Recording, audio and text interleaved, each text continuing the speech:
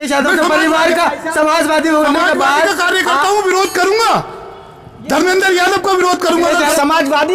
समाजवादी जो है, ये धर्मेंद्र यादव जो है, रामगोपाल यादव जो है कातिल है, यह है मुख्यालय के, जिला मुख्यालय के कातिल है। ये जो गठबंधन बना किया गया है, ये खाली एक नूरा कुश्ती है।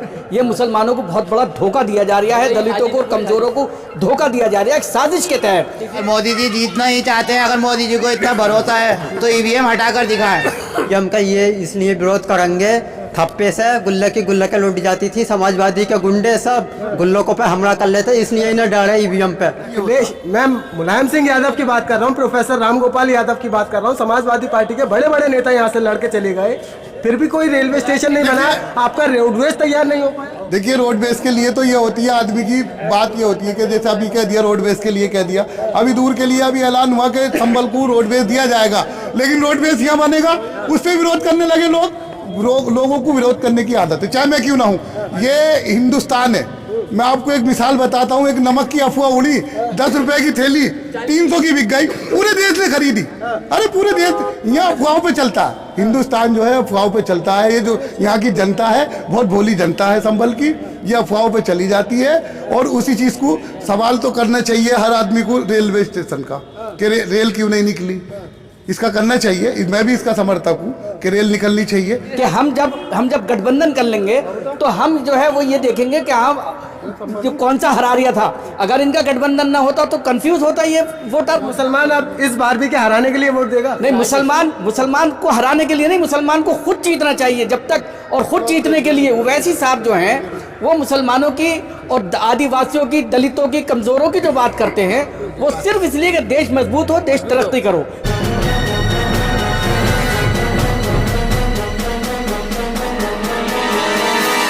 मीडिया वॉइस, आपकी आवाज।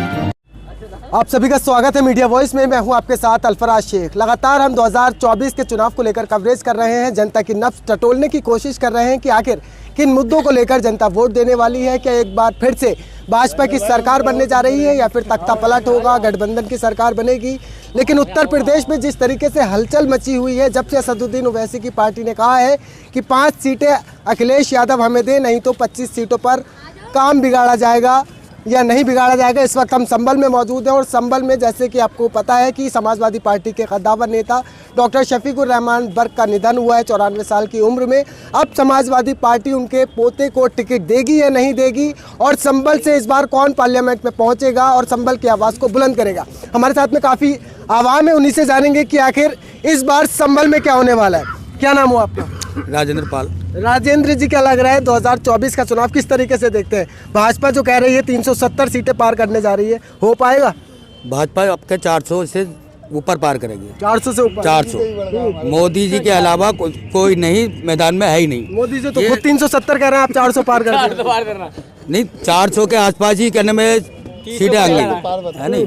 400 के आसपास ही सीटें भारतीय जनता पार्टी की आ रही हैं, जिसमें 8-10 सीटें जो लेंगे, जैसे कि संभल की सीट शायद अब की बार समाजवादी पे जावे, हर बार में जा रही है, क्योंकि यहाँ मुस्लिम बहुमूल्य इलाका। बाकी और क्षेत्रों की हम नहीं कह सकते, हर जगह बीजेपी जीत रही है। आप भाजपा के हैं, कह रहे हैं कि संभल से समाजवादी पार्टी का कोई सांसद बनेगा। क्या नाम है आपका? जी, मेरा नाम मोहम्मद शौकीन। शौकीन जी, क्या लग रहा है, किस तरीके से देखते हैं आप संभल में समाजवादी पार्टी का गढ़ कहा जाता है, और इस बार कहा जा रहा है कि असदुद्दीन ओवैसी की पार्टी से भी कोई कैंडिडेट संभल में उतर सकता है, तो मुकाबला त्रिकोणीय होगा, कैसा होगा? नहीं, गठबंधन के लिए त्रिकोणीय तो नहीं होगा। संभल एक ऐसी है, यहाँ की जो आवाम है, चाहे हिंदू है या मुस्लिम हो, यहाँ अभी तक जो चुनाव हुए हैं एकता पे हुए हैं, कभी यहाँ हिंदू मुस्लिम नहीं हुई हमारे हिसाब से अभी तक।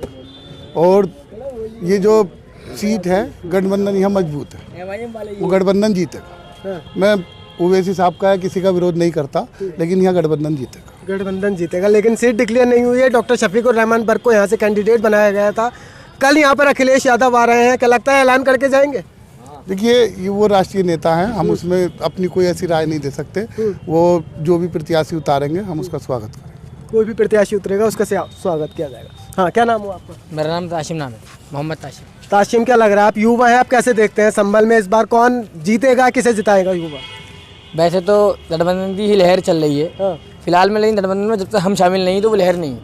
मतलब युवा शामिल नहीं है तो वो लहर MIM नहीं की है। बात कर रहा है हम। अच्छा। MIM की बात कर रहा है, चंद्रशेखर आजाद की बात कर रहा है हम। अच्छा। हाँ, मायावती की बात कर रहा है हम। और युवाओं की बात कर रहे हो तो युवाओं में तो आशा से ध्यान है, किसी युवा ने और किसी अखिलेश भैया युवा है, बच्चा ना है, युवा अखिलेश भैया बड़े वादे जा रहे थे, बड़े लंबे लंबे छोड़ी लिस्ट छोड़ी थी, क्या है लिस्ट भी आया वो भी आया हुआ, चुप बैठे हैं बेचारे, बैठे हैं ना।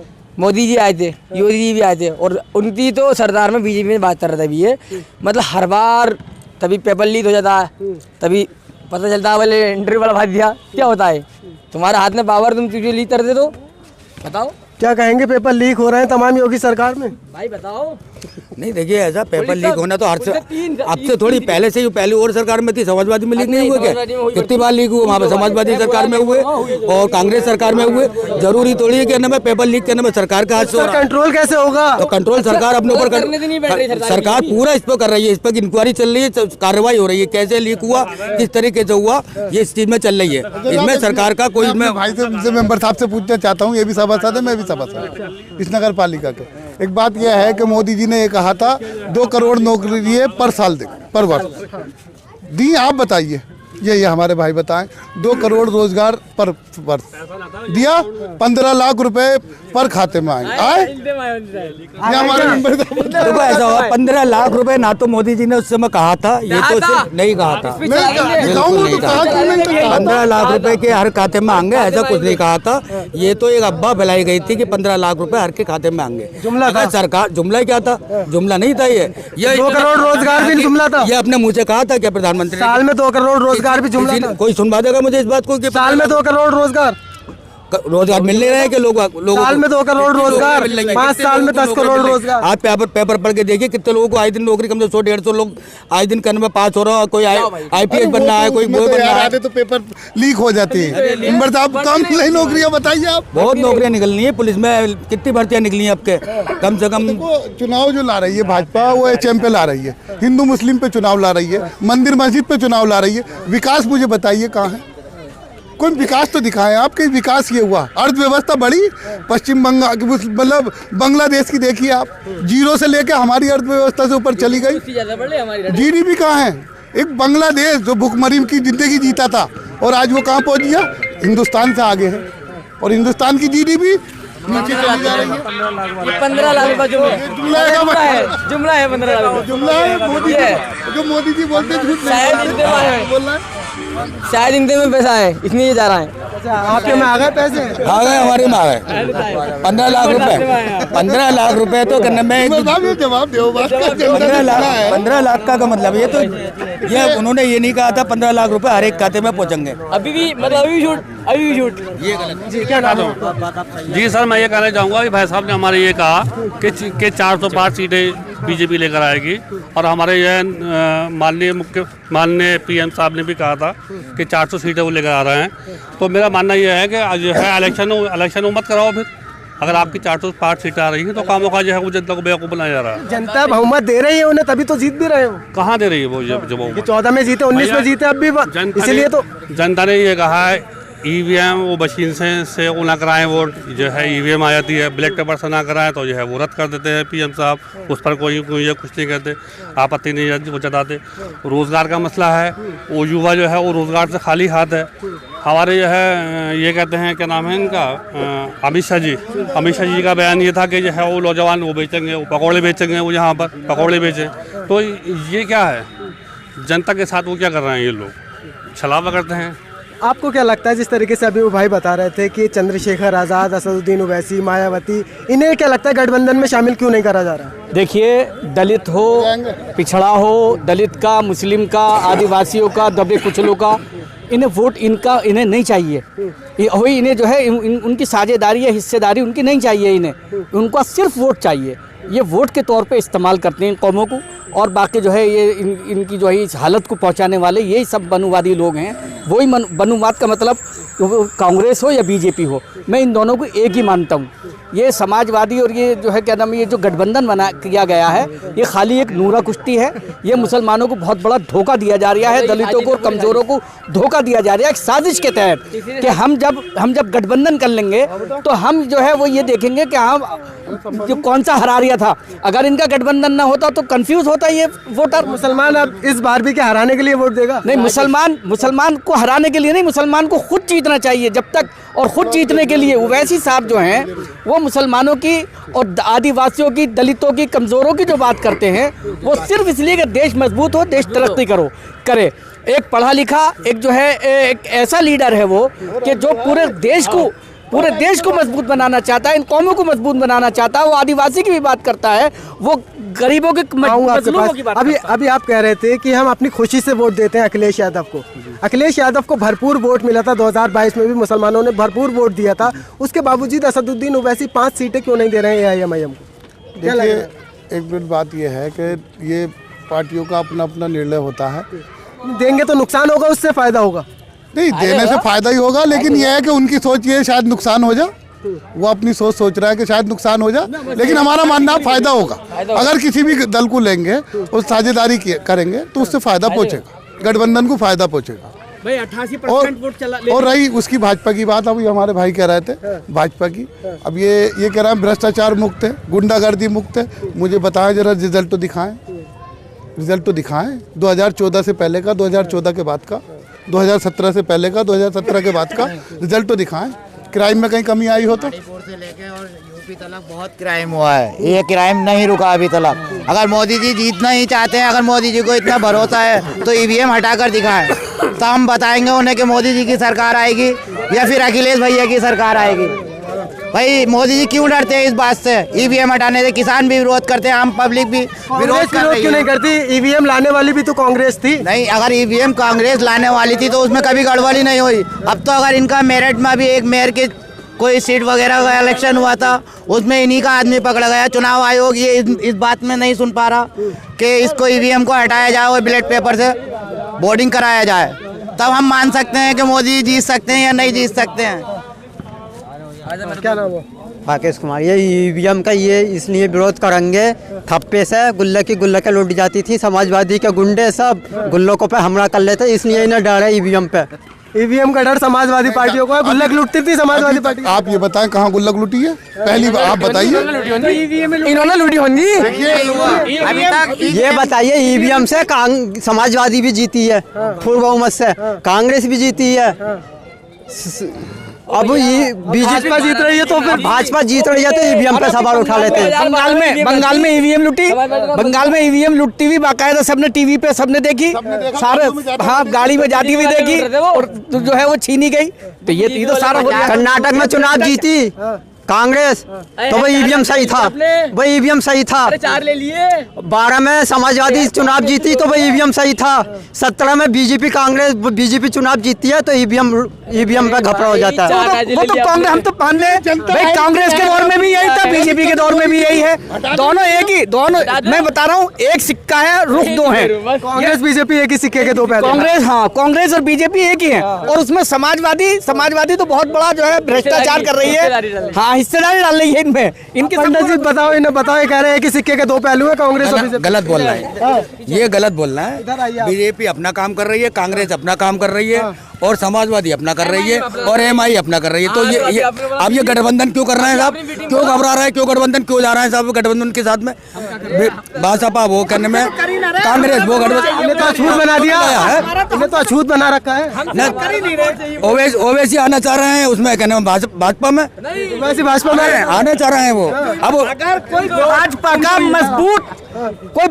का मजबूत लोकसभा में हो या विधानसभा में हो या कहीं मैदान में हो या रैली में, अगर कोई सबसे बड़ा विरोध करता है भाजपा का तो वो असदुद्दीन ओवैसी करता। आप कह रहे हैं भाजपा क्यों कहते हैं उस ओवैसी को, क्यों बुरा कहते हैं सब लोग? आप आपके समाज के लोग अगर वो करने में अपने मुस्लिम समाज के लिए हित की बात करते हैं तो लोग क्यों कहते हैं? देखो समाजवादी यहाँ पे भी संबल में भी अपना कैंडिडेट लाना चाह रही है। इससे पहले धर्मेंद्र यादव, रामगोपाल यादव ये चाह रहा था कि मैं यहाँ संबल से लड़ूं। आज धर्मेंद्र यादव ये चाह रहा है कि मैं संबल से लड़ूं। जितनी मुस्लिम सीटें हैं, ये मुस्लिम लीडरशिप खत्म करना चाहते हैं समाजवादी के लोग और कांग्रेस के लोग। देखो संबल से धर्मेंद्र यादव को टिकट होता है तो यहाँ का मुसलमान धर्मेंद्र यादव को नहीं लड़ागा, और राम गोपाल को लड़ा देंगे, शिवपाल यादव को लड़ा देंगे, लेकिन धर्मेंद्र यादव को संबल की जनता नहीं लड़ागी। उन्होंने जिले का सत्यानाश कराया है। और जितना भी विरोध किया है जिले का धर्मेंद्र यादव ने किया है। अखिलेश यादव के परिवार का समाजवादी होने के बाद का कार्यकर्ता हूँ, विरोध करूंगा। धर्मेंद्र यादव का विरोध करूंगा। यादव के परिवार का विरोध करोगे? नहीं, धर्मेंद्र यादव का केवल परिवार का। राम गोपाल लड़े, अखिलेश यादव लड़े, डिम्पल यादव लड़े या राम गोपाल से परिवार से लड़े, उससे लड़ाएंगे, दिल से लड़ाएंगे और जिताएंगे। लेकिन धर्मेंद्र यादव अगर लड़ेंगे तो हम उनके खिलाफ वोटिंग करेंगे। ये रामगोपाल यादव को कह रहे हैं। मैं आपको बता देना चाहता हूँ, रामगोपाल यादव जिस वक्त में जो समाजवादी की हुकूमत थी, रामगोपाल यादव को ओखले से लेके मैं और मेरे साथ के 2 लोग, हम जो है अपनी उसकी मुख्यालय की गुहार लगाने के लिए रामगोपाल यादव की कोठी तक पैदल भागे थे। जाम बहुत बड़ा था तो हम भागे थे वहां तक पैदल, और पसीना पसीना हो गए तो हम 8-10 किलोमीटर पैदल भाग के हम रामगोपाल यादव जी के पास गए कि हमारा मुख्यालय संभल में ही देना चाहिए। हमारा उन्होंने फोटो भी खिंचवाया, सम्मान भी दिया, लेकिन मुख्यालय नहीं दिया। सवाल तो यही हो रहा है। अरे वही तो धर्मेंद्र यादव का विरोध। इसी तरीके से हम माननीय मुलायम सिंह यादव के पास लखनऊ गए थे।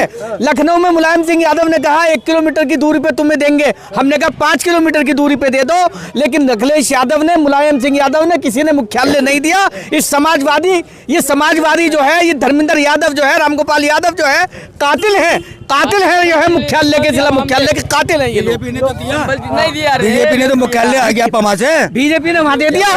आप देखो, बीजेपी जब ताकत में आई, हमारे इकबाल महमूद साहब मंत्री थे, कैबिनेट मिनिस्टर थे, लेकिन मुख्यालय नहीं ला सके। और जब जो है क्या नाम है, ये चंदोसी में एक लेडी उस बीजेपी में जो है मंत्री बन जाती है, तो हमारी जो है अदालत भी लेके चली जाती है, मुख्यालय भी लेके चली जाती है। ये होती है। उसने लाना चाहा था चंदोसी की तरक्की के लिए, इन्होंने संभल की तरक्की के लिए लाना नहीं चाहा। इन्हें लाना चाहा, कोशिश भी की और ले भी आए थे। पवासे में ही बना आज भी, और कल भी पवासे में ही था, लेकिन धर्मेंद्र ने विरोध किया था गिन्नौर के पक्ष में। तो मेरे भाई इन्होंने इस्तीफा क्यों नहीं दिया भाई? इन्हें जब ये समाजवादी में इनकी हैसियत नहीं है, जब हैसियत नहीं है इतनी समाजवादी में, तो इन्होंने इस्तीफा क्यों नहीं दिया? देखिए, इस्तीफे की बात एक ये है, ये वक्त आने पे धर्मेंद्र यादव को बता दिया जाएगा कि उसे संभल की जनता नहीं चाहती। सवाल तो ये भी खड़ा होता है, मुलायम सिंह यादव हो, प्रोफेसर रामगोपाल यादव हो, बड़े बड़े नेता संभल से लड़ गए, एक रेलवे पास नहीं करा पाए। देखिए, सांसद जी का हमारे निधन हो गया, और मैं अल्लाह से दुआ करूंगा अल्लाह ताला उनकी मग़फ़िरत करे। मैं अब उनसे हम कोई सवाल नहीं कर सकते, लेकिन सांसद का अखिलेश, मैं मुलायम सिंह यादव की बात कर रहा हूँ, प्रोफेसर रामगोपाल यादव की बात कर रहा हूँ। समाजवादी पार्टी के बड़े बड़े नेता यहाँ से लड़के चले गए, फिर भी कोई रेलवे स्टेशन नहीं बना, आपका रोडवेज तैयार नहीं हो पाया। देखिए, रोडवेज के लिए तो ये होती है, आदमी की बात ये होती है कि जैसे अभी कह दिया रोडवेज के लिए कह दिया, अभी दूर के लिए अभी ऐलान हुआ कि संभल को रोडवेज दिया जाएगा, लेकिन रोडवेज यहाँ बनेगा, उस पर विरोध करने लगे लोगों को विरोध करने की आदत है, चाहे मैं क्यों ना हूँ। ये हिंदुस्तान है। मैं आपको एक मिसाल बताता हूँ, एक नमक की अफवाह उड़ी, 10 रुपए की थैली 300 की बिक गई, पूरे देश ने खरीदी। अरे पूरे देश यहाँ अफवाहों पे चलता है, हिंदुस्तान जो है अफवाहों पे चलता है। ये जो यहाँ की जनता है, बहुत भोली जनता है संभल की, ये अफवाहों पे चली जाती है। और उसी चीज़ को सवाल तो करना चाहिए हर आदमी को रेलवे स्टेशन का, कि रेल क्यों नहीं निकली, इसका करना चाहिए। मैं भी इसका समर्थक हूँ कि रेल निकलनी चाहिए, लेकिन कुछ काम ऐसे हैं जैसे हमारे रामगोपाल यादव ने करा है, जैसे हॉस्पिटल का काम है, ये एक अच्छा काम हुआ था उस दौर में। हालांकि अब ये चाहते हैं गुटबंदी होती है, सरकार होती है, तो जब समाजवादी सरकार आई, धर्मेंद्र ने वो काम करा, गुट बनाने का काम किया, वरना जिले के लिए हमें भटकना नहीं पड़ लिया होता। और कुछ लोग हैं, हाँ, क्या कहना चाहेंगे? जिस तरीके से संभल में गुटबाजी होती आई है, उससे जनता को कहीं ना कहीं नुकसान हुआ है। 2024 में गुटबाजी नजर आएगी? किस तरह की गुटबाजी की बात कर रहे हैं? पहले तो अभी संभल में गुटबाजी होती है, एक तरफ डॉक्टर बर्ग के उसमें होते थे और दूसरी तरफ विधायक के पक्ष में होते थे लोग। अब 2024 में किस तरीके से देख रहे हैं? कल अखिलेश यादव संभल में आ रहे हैं, पहली बात यह है कि ऐलान अभी तक संभल में नहीं हुआ है, किस कैंडिडेट का ऐलान होगा? क्या इस बार सांसद पलटकर दूसरी पार्टी का बनने जा रहा है? क्या होने वाला है? ये तो सारी राजनीतिक पार्टियों का अपना अपना अटर्नल विषय है कि वो किसे टिकट देंगे, किसको चुनाव लड़ाएंगे, किसको नहीं लड़ाएंगे। चुनना जनता के हाथ में है कि वो अपना सांसद अपना किसको चुने, अपना प्रतिनिधि किसको चुने। जो हमारे मौजूदा सांसद थे, आज वो बहुत अच्छी जगह पे हैं, मैं उनके बारे में कोई भी बात नहीं बोलना चाहूँगा, लेकिन क्षेत्र की जनता ने लगातार 2 परिवारों के बीच यहाँ की राजनीति को उलझाकर हमारे इस लोकसभा का, हमारे शहर का बहुत नुकसान किया है। हमें इन सब चीज़ों से उठकर अपना मत का प्रयोग करना चाहिए, जो विकास करे जो काम करे उसको वोट देना चाहिए। लगातार हमने अपने वोट का नुकसान किया है, 2 परिवारों को वोट देते रहे, हमने तीसरे की तरफ देखा नहीं, उन्होंने कुछ किया नहीं। जब मिलेगा यूँ तो हम करेंगे क्यों? हम लगातार 5 साल 5 बार 6 बार 7 बार कभी सांसद बना रहे हैं, कभी 6 बार के विधायक हमारे पास, 5 बार के सांसद हमारे बीच में अभी चले गए, लेकिन संबल कहाँ है? वहीं गड्ढे में। हमारे वहाँ रोडवेज जो डिपो है किराए के पे चल रहा है और उसमें पानी भरा हुआ है, गड्ढे में भरा हुआ है। रेलवे लाइन यहाँ नहीं, कोई विकास की चीज़ यहाँ नहीं। एक अस्पताल बना था, रामगोपाल जी ने जब बनाया था तो वो भी जिले की वजह से जाने वाला है, वो जिला कहीं दूसरी जगह बन रहा है। वो जब अगर हमारा यहाँ जनप्रतिनिधि होता, जिसकी सरकार होगी उसका जनप्रतिनिधि होगा तो निश्चित ही विकास होगा। चंदौसी की जनता को देखो आप कितनी चालाक है। सपा की सरकार थी, लक्ष्मी गौतम विधायक, बसपा की सरकार थी, गिरिजी विधायक, भाजपा की सरकार आई 2 बार से 2 बार गुलाब देवी विधायक, तो विकास क्यों ना हो? हम लहर के हिसाब से चलते ही नहीं, जिधर क्या रुख हो उधर को चलना चाहिए। हमें उस अपना मत का प्रयोग सोच समझ के करना चाहिए। मैं यही कहूँगा आपके माध्यम से कि सब लोग सोचें, विचारें और अच्छे प्रत्याशी को जो शहर का विकास कर सके, जो हमारी लोकसभा का विकास कर सके, जिसकी सरकार केंद्र में आने वाली हो उसको वोट दें, जिससे हमारा वोट सार्थक हो, चाहे वो किसी पार्टी का हो, लेकिन जिसकी सरकार बन रही हो हम उस लहर के साथ चलें और उसको वोट दें, जिससे हमारे शहर का विकास चलना चाहिए। इनका कहना है कि जिसकी लहर हो उसी का सांसद और विधायक होना चाहिए। पूरी जनता की अपनी बात रखी। किस तरीके से 2024 का चुनाव देखते हैं, किसने संबल में कितना विकास कराया है, ये तो आप बाखूबी जानते भी हैं। इस पूरी रिपोर्ट पर आपकी क्या कुछ राय है, अपनी कीमती राय में ज़रूर दीजिए। देखते रहिए मीडिया वॉइस। अल्फराज शेख के साथ बहुत शुक्रिया।